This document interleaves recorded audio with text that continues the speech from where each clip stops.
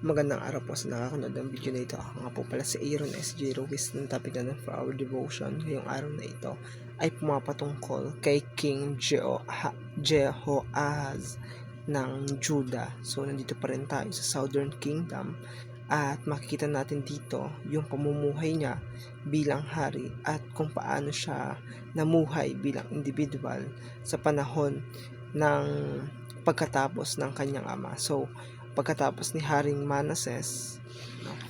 Pagkatapos ni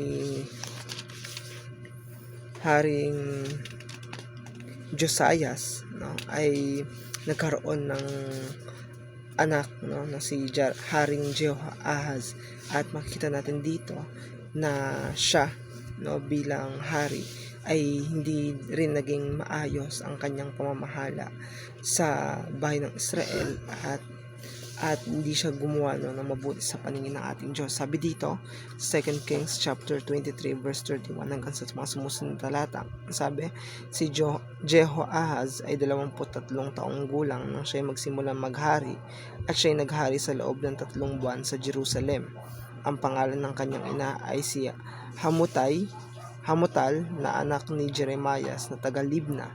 Siya ay gumawa ng kasamaan sa paningin ng Panginoon ayon sa lahat ng ginawa ng kanyang mga magulang.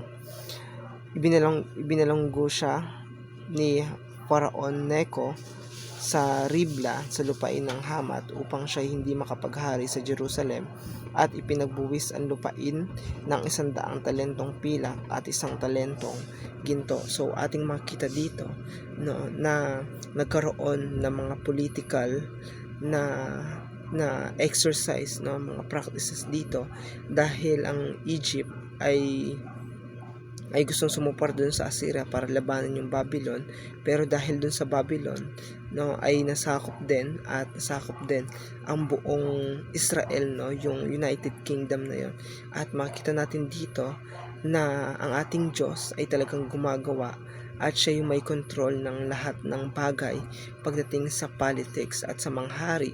At ating makikita dito na ang Diyos ay involved talaga pagdating sa mga pagpapalit ng mga administrasyon, at pinagpapala ng Diyos ang sino mga naging mabuti, no, sa kanyang paningin, at judge niya naman ang mga tao na hindi naging maayos ang kanilang mga pumuno at naging masama sila sa paningin ng Panginoon. At makita rin natin dito na ang ating Diyos ay nagbibigay, no, ng sapat na hustisya, no, para sa lahat ng mga tao. Sabi nga ni Pastor Russell, bagamat tayo bilang tao nakita natin judgment, no, pero ang nakita natin yung pagsasakop, nakita natin yung mga patayan, pero sa kabila nun ay judgment yon ng Panginoon. So tayo, no, bilang mga tao ay kailangan natin maintindihan na sa lente ng Biblia dapat tayo